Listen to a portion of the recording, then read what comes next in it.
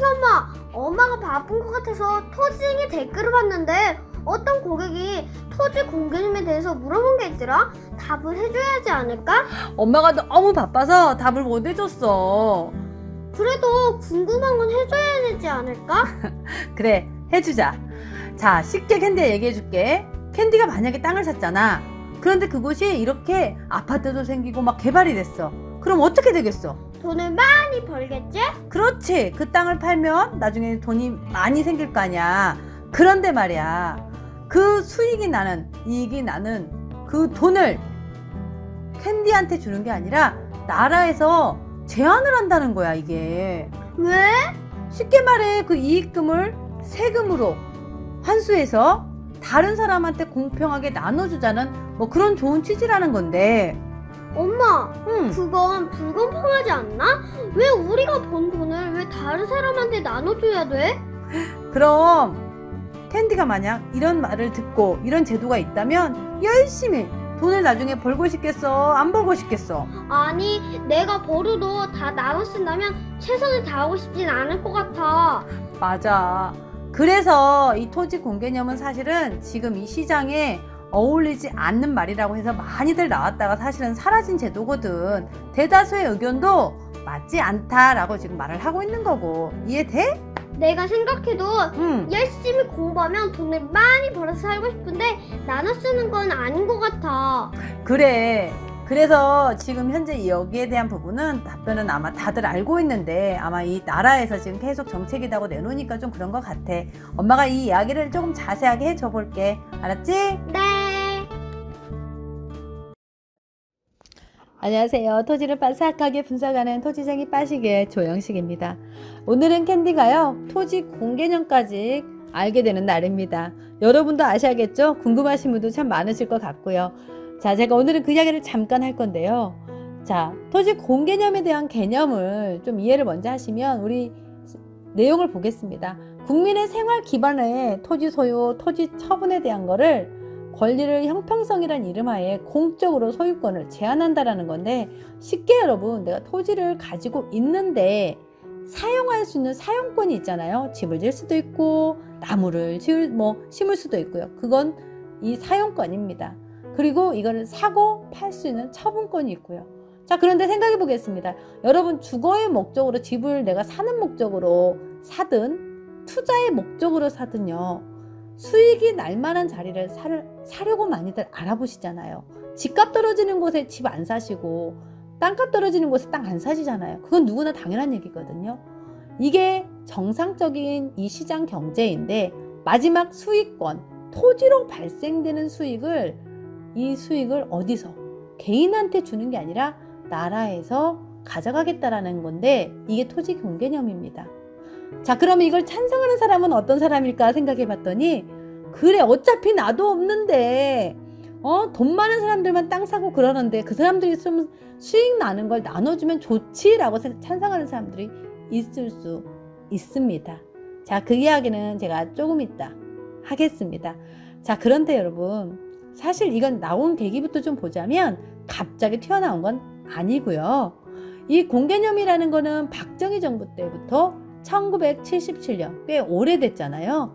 신영식 건설부 장관이 이 토지 소유와 이용 분류를 해서 여기에 대한 제도를 내놓긴 했었습니다. 또 마찬가지로요, 노태우 정부 때도 여기에 대한 택지 소유 상환제, 그리고 개발 이익 환수제, 토지 초과 이득세 등 토지 공개념의 3법을 도입을 합니다. 그러니까 이게 뭐냐면 지금 좀 나오는 거하고 비슷한 내용인데, 토지 초과 이익, 그러니까 토지로 상승된 분의 최대 50%를 세금으로 내라. 1억 벌었으면 5천 내라는 겁니다. 특별시 광역시에서 200평 이상이 초과된 땅에 대한 부담금을 다 내라. 이게 택지상환 소유제법이라는 겁니다. 또 이 개발이익 환수제법은 관광단지 개발했잖아요. 거기서 시행했던 50% 이익금을 내라 라는 법이었습니다. 자, 그러면 여러분, 가지고 있던 땅이 내가 이렇게 이익금을 냈는데 여기에 내라고 하는 게 이 시장 경제 흐름에 맞냐는 겁니다. 결국은 이 비용이 1994년 김영삼 정부 때 토지초과이득세법 나온 건 불합치로 판정을 받았고요. 김대중 정부 때 마찬가지로 나머지 택지 소유 상한에 대한 법률 위헌 판정까지 받았습니다. 이게 시장 경제를 흔들기 때문에 결국은 이렇게 다 위헌 판정을 받았다라는 거죠. 자, 노무현 정부 때 그런데 또 개발부담금제 재도입과 토지 공개념에 대해 또 이야기가 나옵니다. 결국 지금 이 문재인 정부의 때 이번 총선을 계기로 인하여 또 다시 헌법에 토지 공개념을 강화하자는 의견이 나온다는 이야기인데, 여러분 나한테 상관이 있다 없다가 아마 여기에서 나올 것 같습니다. 이 토지 공개념에 대한 게 아마 집값에서부터 시작을 했습니다. 집값이 안 내려가니까 땅을 제재를 하면 되지 않냐라는 게 이번 원인이었습니다. 자, 그런데 이렇게 한다고 했을 때 여기 시장이 그러면 집값이 내려갈까요? 자, 그게 맞는 헌법을 거는 게 23조에 보면 재산권 행사는 공공복리에 적합해야 한다는 말이 있는데, 아마 투기하시는 분들이라든지 이런 걸 막기 위한 헌법이라고 생각을 합니다. 자, 그럼 반면에 헌법 122조에는요 대한민국의 경제 질서는 개인과 기업의 경제상 자유와 창의를 존중해야 한다고 합니다. 캔디도 아까 말하지 않나요? 자기가 열심히 일하고 열심히 벌어서 기업을 하나 세웠는데, 예를 들어서 기업의 목표치를 초과했을 경우에 나라에서 환수해 간다? 어떤 기업가가 열심히 일해서 돈을 벌고 싶겠습니까? 내가 돈을 많이 벌었는데 가져간다.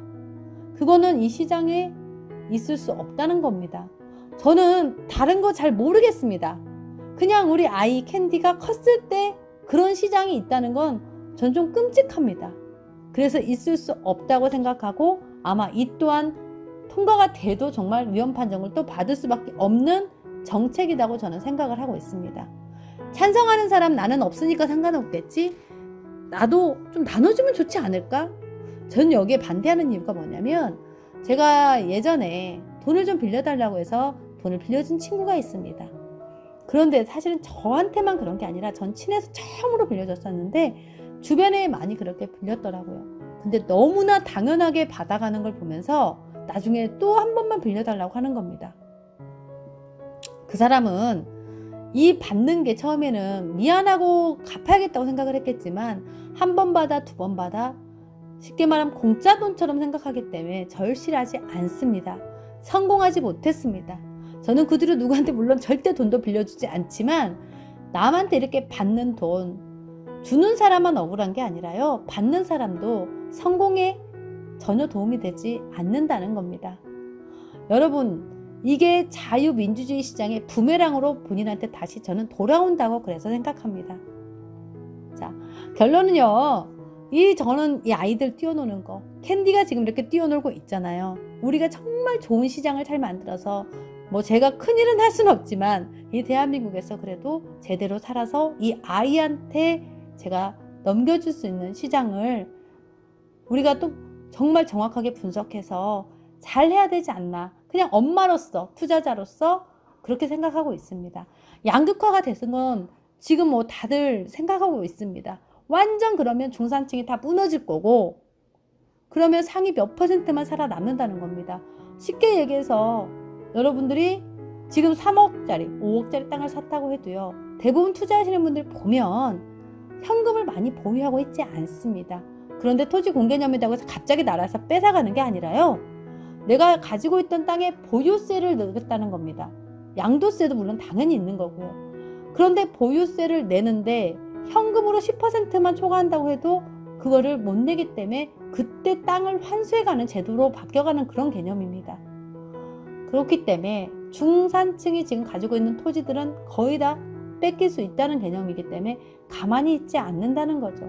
모든 중산층이 다 무너지는 하향 평준화, 없는 사람들로 이제 평준화시키겠다라는 제도로 될 수 있다고 저는 생각하거든요.